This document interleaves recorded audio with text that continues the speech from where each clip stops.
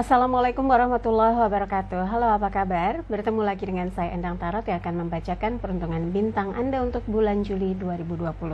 Seperti biasa kita berdoa dulu, semoga segala yang terbaik yang akan terjadi di bulan Juli dan kita semua dalam keadaan sehat walafiat. Amin. Yang terpenting semakin dekat pada Sang Maha Pencipta dan semakin mengenal diri yang sejati. Dalam sebuah hadis disebutkan, man arafa nafsahu fakat arafa robbahu. Barang siapa mengenal dirinya, maka dia akan mengenal Tuhannya. Oke, kita mulai berdoa dan saya akan kocok kartu tarot ini sambil terpejam.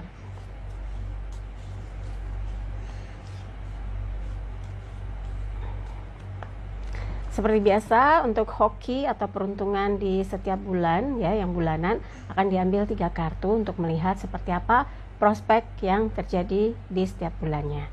Khusus bulan Juli untuk saat ini, ya.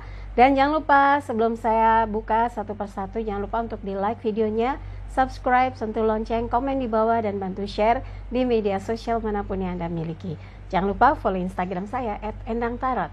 Yang mau konsultasi private silahkan Anda kontak asisten saya Mbak Tati atau Mbak Salwa di WhatsApp 087885001208 dan Anda akan diberikan jadwalnya.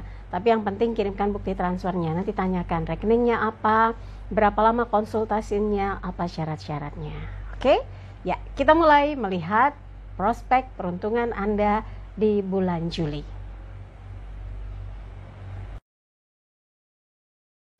Scorpio, siap? Kita akan lihat message apa yang dihadirkan lewat kartu tarot ini untuk Scorpio di bulan Juli 2020. Ini kartu pertama, kemudian kartu kedua, ini kartu ketiga.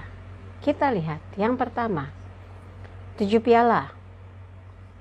Kartu kedua, 10 koin. Kartu ketiga, The Magician. Oke, saya bahas kartu pertama dulu ya. 7 piala, elemen air berkaitan dengan perasaan. Ini kayaknya Scorpio punya banyak sekali obsesi yang mau diwujudkan, yang mau direalisasikan, yang mau dikerjakan gitu. Tapi harusnya pakai strategi, ada perencanaan gitu ya.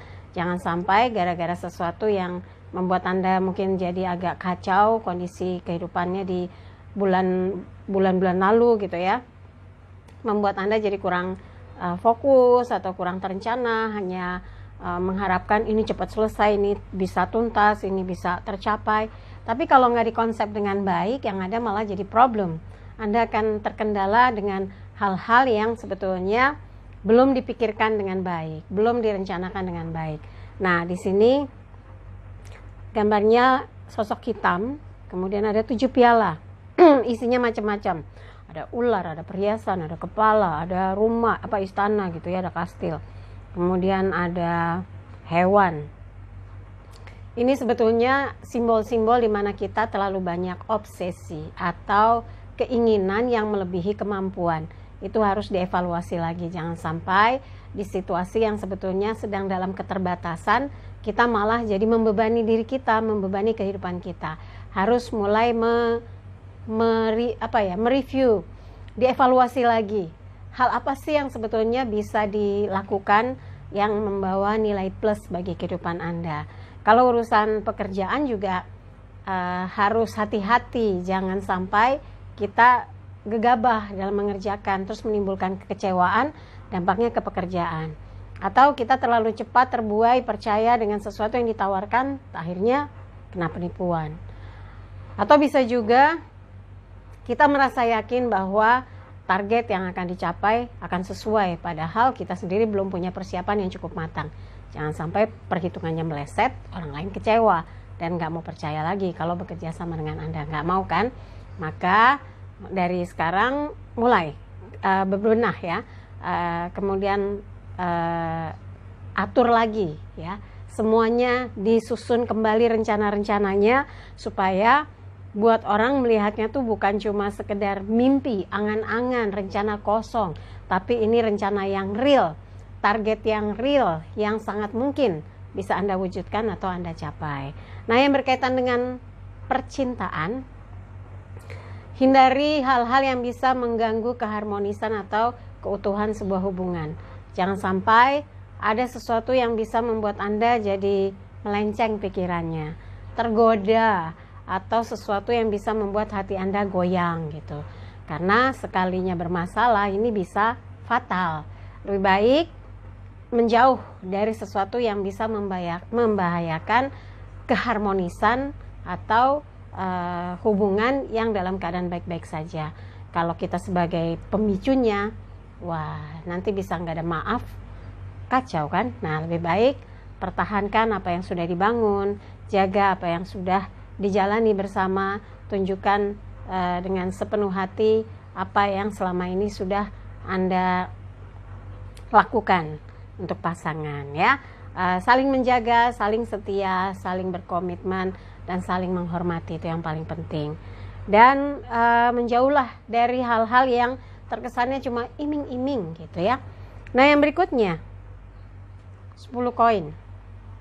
Ada peluang di mana usaha atau urusan yang Anda garap itu akan menghasilkan sesuatu yang membuat Anda semangat, membawa kerejekian, membawa progres ke arah yang positif, dan hidup Anda jadi terencana, jelas arahnya, jelas tujuannya, tahu apa yang akan dilakukan, tahu apa yang akan dikerjakan.